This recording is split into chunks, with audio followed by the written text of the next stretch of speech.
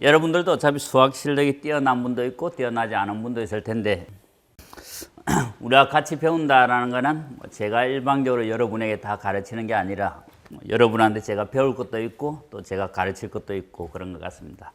어쨌든 함께 같이 한다라는 것에서 서로가 행복했으면 하고 앞에는 제 1억이니까 1억에 대해서는 나중에 천천히 보시면 되고 서울대 대학원 나왔죠?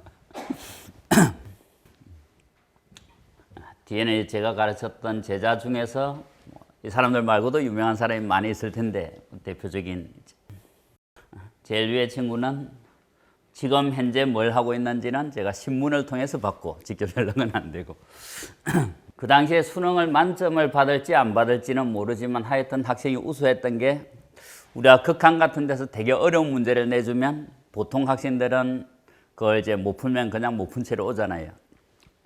얘는 컴퓨터 프로그램을 짜서 컴퓨터를 돌려서 답이 얼마라는 걸 알고 오는 학생이에요. 한 번째 삼각수는 2분의 nm 플러스 1. 자, 이 식에서 나오는 과정을 보자면 이건 우리가 수학이 평소에 여러 군데에 쓰이는데 수학이 이렇게 엄하게도 쓰일 수 있다라는 거를. 실제로 우리가 그 미국에 가서 현재 교수를 하고 있는 친구가 있는데 실제로 이렇게 음악을 만드는 데 같이 참여를 해봤답니다. 이 음악이라는 건 말이야, 우리 귀에는 다 다르게 들리지만 결국엔 모두 잘 어울리는 이 화음들을 어떻게 배치하느냐, 그 문제일 뿐이야. 하지만 그 개개인의 음들 사이의 관계를 알아내서 근데 보통 영화 속에 나오는 화음이라는 교수들은 공식을 나 강사는 왜 이렇게 다 힘이 없는지 피타고라스다. 지금 우리가 배우고 있는 이 삼각수도 바로 그 피타고라스가 발견했다. 수학이 어려운 이유는 물론 여러 가지가 있는데 대표적인 두 가지만 일단 예를 들. 첫 번째는 연계성이 강하다라는 게 예를 들어 고등학교 1학년 때 함수를 배우려면 중학교 때 함수를 어느 정도 알아야 고등학교 때 함수를 잘 할 수 있죠. 그 말은 앞에 학년에서 뭔가 펑크가 나면 그 다음 학년이 그만큼 어렵다 이런 느낌. 실제로 이제 요즘 클리닉 이런 게 좀 대세에 있는 이유가 여러분이 어떤 강의를 쭉 하면서 이 학생이 진짜 성실하고 나도 열심히 가르쳤고 그런데 이 학생의 성적이 안 올라간다. 그럼 둘 중에 하나겠죠. 엄마 아빠 자체가 믿을 수 없는 유전자를 갖고 있거나 아니면 중간에 어딘가 펑크가 나 있다고 보시면 되는. 학생이 분명히 똑똑하고 성실한데 이 학생이 내 수업을 이렇게 들었으면 분명히 80점 이상은 나와야 되는데 최소한 이 학생이 한 50점, 60점밖에 안 나온다라는 거는 한번 잘 체크를 해보시면 뭔가 저학년 때 예를 들어 초등학교 5학년 때 담임이 마음에 안 들어서 그때 수학을 공부 안 했다든지 이렇게 중간에 펑크 난 부분이 반드시 있다고 보시면 돼요. 그래서 그런 펑크 난 부분만 떼어주면 그 학생은 의외로 급성장을 할 수도 있습니다. 그래서 수학이라는 게 연계성이 강한 학문이기 때문에 일단 어렵고 그 다음에 추상적인 학문이기 때문에 일단 눈에 잘 안 보이는 거죠. 눈에 잘 안 보이는 걸 해야 된다는 게 어려워. 결국 이 두 가지가 수학이 어려운 가장 큰 이유라면 우리가 어떻게 가르칠까라는 걸 생각을 할 때도 이 두 가지 관점에서 먼저 집중을 하면 되겠죠. 그래서 가르칠 때도 일단 연계성을 좀 강화를 시키면 되는. 연계성을 어떻게 강화시키는가 하면 결국 연계가 돼 있다라는 것은 그 이전의 저학년에서의 기존 단원과 연결이 돼 있다는 얘기죠. 그래서 우리가 보통 단원을 딱 보면 기존 단원과 연계되어 있는 단원이 있고 기존 단원과 상관없이 새롭게 정의되는 단원이 있고 우리가 행렬 이런 거는 그 이전에 안 나오는 단원이죠. 상용로고 이런 것도 그 이전에 안 나오는 거고 근데 함수 이런 거는 그 이전에 나오는 거죠. 뭐 분수 방정식 이런 것도 그 이전에 방정식, 고차 방정식을 배우는 거고 또 그 이전에는 2차 방정식, 1차 방정식을 배우는 거고 그래서 제일 첫 번째로 단원을 볼 때 이 단원이 기존 단원과 연결이 돼 있는 단원인지 아니면 신규 단원인지를 한번 판단을 해보시면 보통 신규 단원은 딱 생각을 해보면 당연합니다. 여러분이 이미 생각을 하고 가르쳤을 수도 있고 잘 알고 있지만 그냥 가르치면서 아직 생각을 안 해봤을 수도 있는데 행렬, 로거 이런 신규 단어를 딱 보시면 당연히 제일 앞에 뭐가 나오죠? 뭔가 행렬이라는 걸 처음 배우니까 행렬이 뭔지 정의가 나와야 되겠죠. 뭔가 정의를 했으면 우리가 공부를 정의만 배우고 끝내지는 않을 거니까 거기서 뭔가 연산이 나올 거고 연산이 나오면 또 당연히 연산법칙이 뭔가 성립한 게 나올 거고 이렇게. 그러니까 새로운 단어의 전개 패턴은 거의 비슷하다라고 보시면 돼요. 뭔가 정의가 있고 연산이 있고 연산법칙을 다루고 그게 이제 뭔가 응용되는 융합적인 성질을 다루고 반면에 이제 기존 단어가 연계된 단어는 풀이가 크게 보면 딱 두 가지라고 보시면 됩니다. 기존 단어가 연계된 단어는 기존 단어에 조금 더 확장된 문제니까 이 문제를 기존 단어의 문제로 다운을 시키거나 예를 들어 고차 방정식은 현재 우리가 1차, 2차 방정식을 풀 줄 아는 상태에서 고차 방정식을 배우겠죠. 그럼 고차 방정식 문제는 제일 크게 하는 게 인수분해라는 이유는 인수분해를 통해서 차수를 낮추겠다라는 게 목적이죠. 결국 고차를 1차랑 2차로 낮추기만 하면 우리가 풀 수 있는 방정식이 된다. 그러니까 기존 단원에서의 풀이는 일단 새로운 대상을 뭔가 다운을 시켜서 기존에 우리가 알고 있는 문제로 만들거나 그래서 그게 전체를 100으로 보면 한 80%의 내용은 새로운 거를 기존 거로 바꾸는 작업이라고 보시면 됩니다. 나머지 한 20% 정도만 새로운 방법을 배우는. 그럼 그렇게 생각하고 분수 방정식 이런 걸 생각해 보면 다 그렇죠. 결국 분수 부등식도 결국 부등식에서 분수를 없애고 그냥 고차 부등식으로 만들면 우리가 풀 줄 아는 거랑 똑같죠. 그래서 학생들에게도 뭔가 이런 거를 먼저 이해를 시키고 수업을 하면 당연히 학생들도 일단 큰 아웃라인을 잡은 상태에서 수업을 하니까 좀 더 눈에 와 닿겠죠. 그래서 기존 단원인지 연계가 되는 단원인지에 따라 단원의 구성이 다르고 여러분의 강의 방식도 일단 달라야 된다. 그 다음에 이제 구체화라는 거는 아까 수학이 추상적인 학문이라서 어렵다 그랬으니까 추상적인 거를 좀 더 구체화시켜 준다는 겁니다.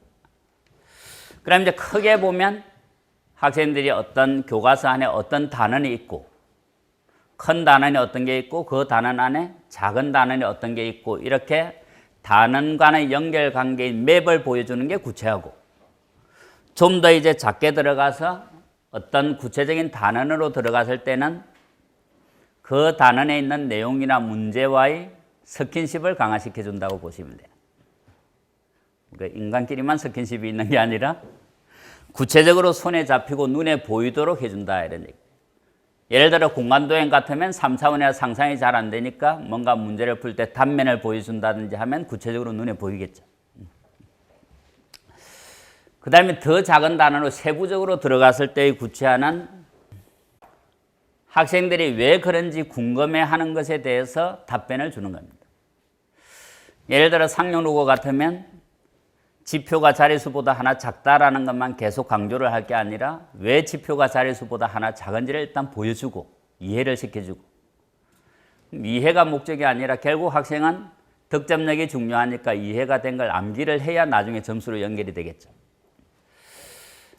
그래서 왜라는 이유가 생길 만한 내용에 대해서는 구체적인 이해를 하고 또 이해를 시키고 난 다음에는 학생이 확실하게 암기도 할 수 있게 해야 되는.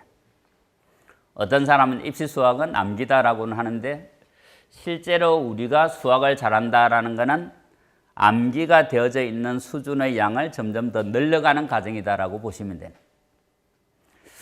수학 점수가 낮은 학생은 아무 생각 없이 풀 수 있는 문제가 첫 페이지죠. 우리 첫 페이지 문제를 풀 때 수능시험지를 딱 봐서 첫 페이지 1, 2, 3번을 풀 때 뭔가 생각을 하고 풀지는 않죠. 생각 없이 살아서가 아니라 원래 거기는 생각 없이 푸나. 근데 실력이 조금 늘어나면 그렇게 생각 없이 풀 수 있는 문제의 수준이 점점 더 많아진다는 얘기. 예를 들어 남들은 이게 미분계수의 시기니까 미분계수 정의가 뭐고 이런 생각을 할 때 거기에 훈련이 많이 돼 있는 상태 학생은 그 정도 문제는 아무 생각을 하지 않고 그냥 단순히 연필만 해도 풀 수 있겠죠. 그런 문제가 많아지고 내가 직접 생각을 해서 풀어야 되는 문항수가 줄어든다면 그 학생은 당연히 고득점을 받겠죠.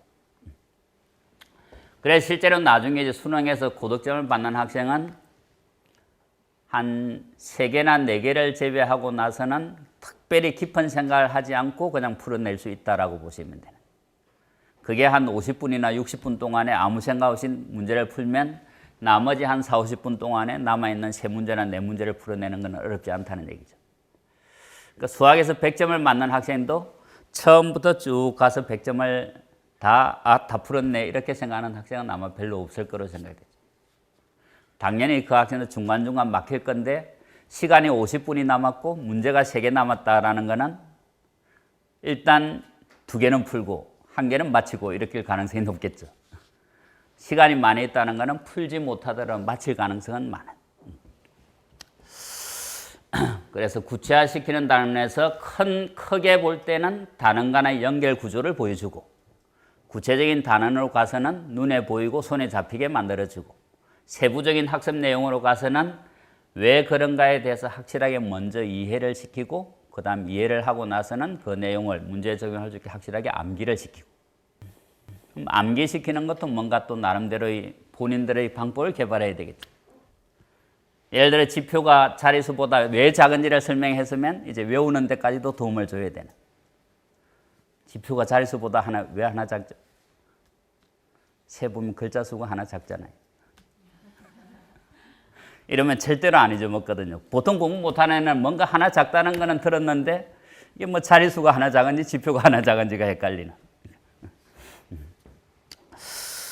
그 다음에 이제 80% 학습법이라는 거는 뭔가 하면 보통 저도 그렇고 여러분도 그렇고 뭔가 강의를 한다라는 거는 100% 이해를 일단 목적으로 하죠. 근데 100% 이해라는 거를 뒤집어서 보면 내가 어쩌면 쉬운 것만 가르쳤을 수도 있다는 얘기죠. 내가 어려운 것까지 가르쳤는데 학생들이 100% 이해를 했다라는 거는 내가 천재적인 티칭 능력을 가졌든지 학생이 천재였든지 둘 중에 하나고. 그래서 100%를 이해시키겠다는 것보다 강의하는 입장에서도 한 80%점 이해를 하면 만족하겠다라고 가르치면 사실은 학생 입장에서는 배울 게 훨씬 더 많겠죠. 100% 이해를 하지 않더라도. 그리고 학생 입장에서도 80% 학습법이나 학생 입장에서도 오늘 강의를 배운 내용에 대해서 내가 한 80%점 이해하면 넘어가겠다라는 자세를 가질 수 있도록 여러분이 훈련을 시켜야 되는. 왜냐하면 대부분의 학생은 이번 시간에 제가 30문제를 해설을 했으면 아주 잘하는 학생은 그 한두 문제에서는 도저히 이해가 안 되는 학생들도 많죠. 그 한두 문제가 도저히 이해 안 됨으로 해서 나머지 29문제 이해된 거에 대해서도 좀 더 자기 거로 체화시키는 과정이 더뎌지고 오히려 그 한 문제 때문에 그 전체 수업을 망치거나 아니면 본인의 수학에 대한 자신감이 결여되거나 이렇게 될 수 있는.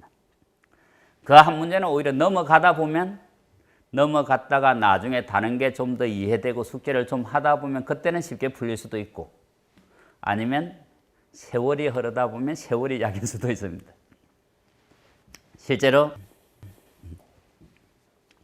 여러분이 만약 고등학생을 가르쳐보면 고등학생들에게 물어보면 분명히 이해 못해서 동생 질문을 못 받아줄 것 같은데 의외로 동생 질문을 잘 받아주는 학생도 있습니다. 고등학교 때 공부 못하는 학생이 당연히 중학교 때도 잘 못했겠죠. 그랬는데 이 학생이 고등학생이 딱 되는 순간 중학교 동생의 질문을 받을 수 있다는 것은 예전에 몰랐던 걸 지금은 안다는 얘기입니다. 우리가 나이가 들수록 이해력은 증가하기 때문에 옛날에 이해가 안 됐던 게 나이가 들어보면 자연히 이해가 될 수 있는. 예를 들어 강사로 처음 나왔을 때 아니 내 수업 시간에 어떻게 감이 졸지 이런 게 이해 안 됐다가 지금은 이해가 다 되잖아요. 그러다 수학 문제도 나이가 들다 보면 이해가 되는 게 있을 수 있는. 그리고 또 문제를 뭔가 풀다 보면 숙제하다 보면 내 역량이 늘어나니까 자연히 이해가 될 수도 있고. 그래서 일단 80%가 이해가 되면 일단 한번 넘어가고 쭉 넘어가서 다음에 다시 한번 나머지를 이해를 시키는. 그래서 강의의 문제에서도 80%, 그다음에 학생이 학습하는 입장에서도 80% 이렇게 생각하시면 됩니다.